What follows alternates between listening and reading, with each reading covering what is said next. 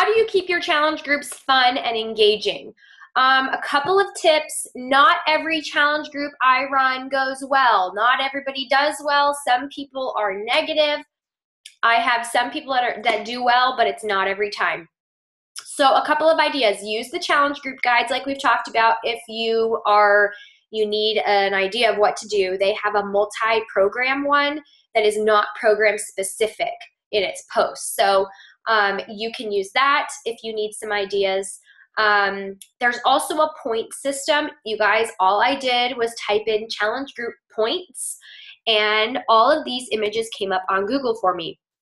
So people have already done this for you. So go and copy it and do it. They have it on Google that's public. So you are more than welcome to use it. But you get a certain amount of points for doing certain things. Make it your own. Do your own chart and decide what you want to do. For some of my groups, I mentioned in an earlier video, we've battled each other. So have, one or two of your challengers team up and you team up with another one of your challengers. And every day we got points for 1 point for working out, 1 extra point for showing a picture before, during, or after our workout. We got a point for drinking half our body weight in ounces. We got a point for every pound we lost. We got a point for getting 4 servings of vegetables. So you can do it however you want, but this is just one way if you Google challenge group points, and there's a lot of ideas already out there for you. So there's a couple of different ways to do it. I like 30-day groups. I don't like doing them longer than that.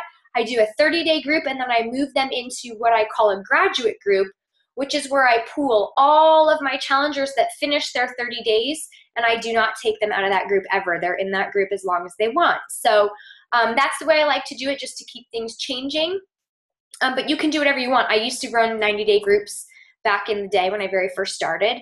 I would run 90-day groups across the board. That's just what I did. So keeping your challengers engaged can be hard. I will tag them if they're not posting occasionally. If I still don't hear back from them, I will send them a private message and say, I hope everything's going okay. I haven't heard from you in the group and I want to make sure that you're doing okay, and I will reach out to them personally. I don't do that forever. Because usually if they're not engaged in the group, I just know that they're not in a place of commitment at that time. And so I will try to reach out, but I don't put more effort into that person than they're putting into their own journey.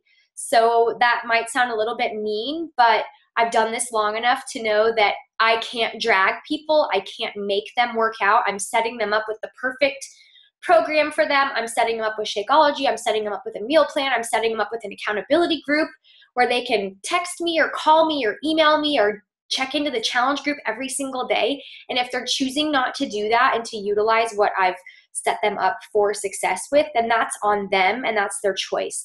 And nothing you do will make them start doing it. They have to decide for themselves. So, but I'm always kind. I don't burn bridges or get angry. I just am supportive of them on their journey and make sure that they know that I'm here waiting when they're ready to jump back in. And I'm always very validating if they have things going on in their family and they just need to take a step back. Don't burn those bridges, because those people will come back when they're ready and feel safe to work with you because you cared about them and understood where they were coming from. So that's a little bit how to keep your challenge groups engaging.